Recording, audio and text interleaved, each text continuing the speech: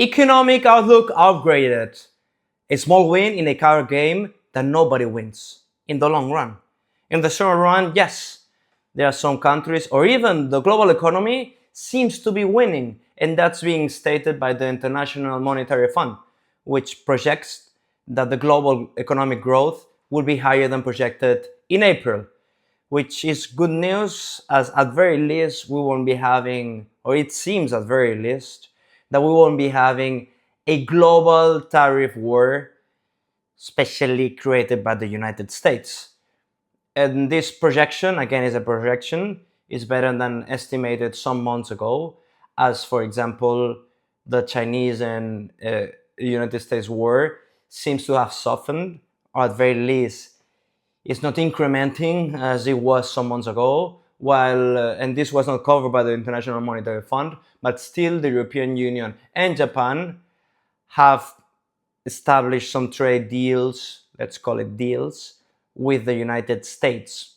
And again, it's a reason of celebration that we won't be having potentially a very bad economic outlook this year in the coming years due to this trade war that is, by the way, nonsense. But let's celebrate it anyways. And while celebrating that, let's remind ourselves that this is only a projection, a forecast. So, and the IMF, even though it's a very legitimate international actor, still can make many mistakes, especially when it comes to projections. But still, let's celebrate that because sometimes there are not too many things to celebrate in world news, and this one might be one. So, good news at the very least in the short term. But then let's remind ourselves that even though there's no current trade war taken to the highest level, still the deals, again, deals that we call them because somebody called Donald Trump, call it that way, again, these are bad for the economy. For example, with the EU and Japan, a 15% reciprocal tariff has been established, which is a flat rate, and it is higher than it was before. And as a global economy, it makes no sense to establish tariffs. Not at all. And it is one of the very few things that economists agree on. So this is only to start a very bad practice, and not only that, but really this is going to have effects in the medium to long run, even in the short run, which means next year or so on, in the economy, but could have been potentially much, much worse. That's why we call it a win, as this was escalating much further. But then we have the card game, and you don't like that card game. It's something like Risk if you've played, or Catan if you're a very bad person but still wants to win the game at the expense of absolutely everything else, even your friendship, which sometimes happens to me, by the way. Don't play Catan ever with me. But having said that, you see it with Japan and the EU, for example. The perspective of the negotiator, in this case the US, this bargaining, negotiating practice is a very bad one. One that you don't want if you want to create prosperity and confidence and trust. I mean, all the nations, or at very least those nations in particular, which, by the way, are or are supposed to be your allies, and even for your own country. Because if the other countries go astray, or the confidence among your partners does not proceed as you would expect, then that's not a win for your country in the long run. That's why it's so dangerous to play these card games. These card games are being seen in the short run as a fantastic solution, as a deal, as a magical way of negotiating the best for your country. But it's not. It's not at all. And it's very simple.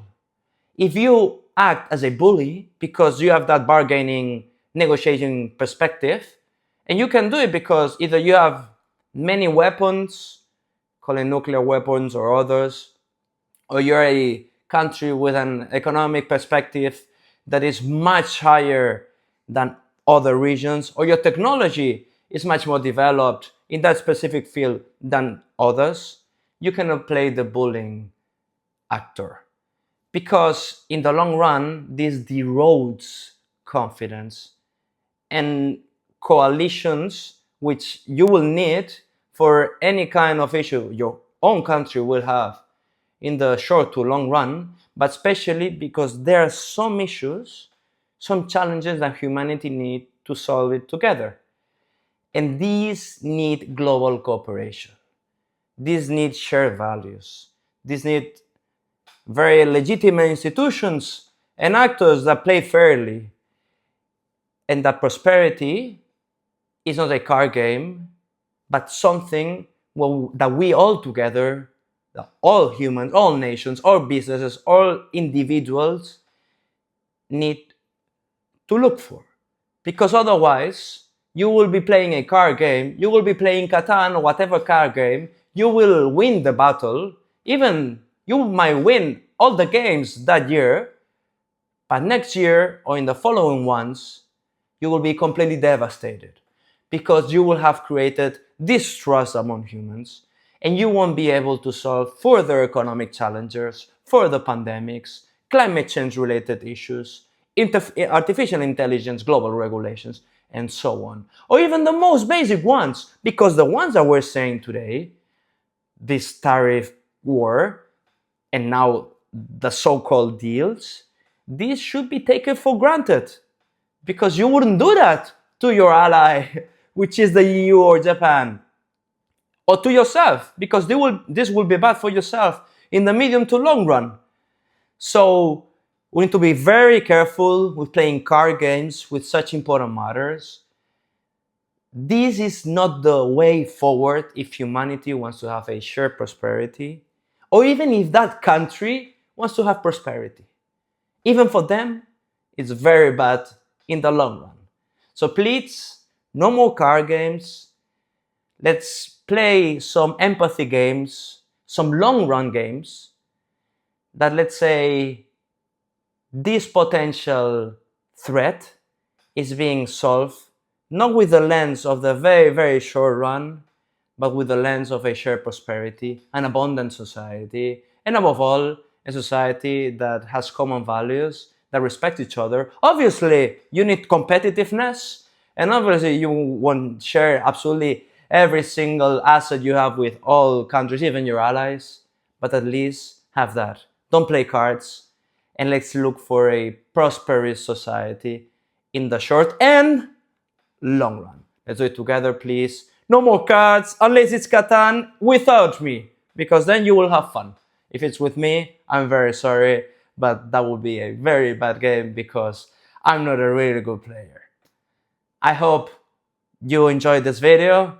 If you like content like this, do not hesitate to subscribe to the channel, and especially about the Catan thing, obviously the joke, play with me whenever you want, if you get to know me one day. As always, embrace your curiosity, enjoy life, and if possible, be the change you want to see in the world. See you in the next optimistic adventure.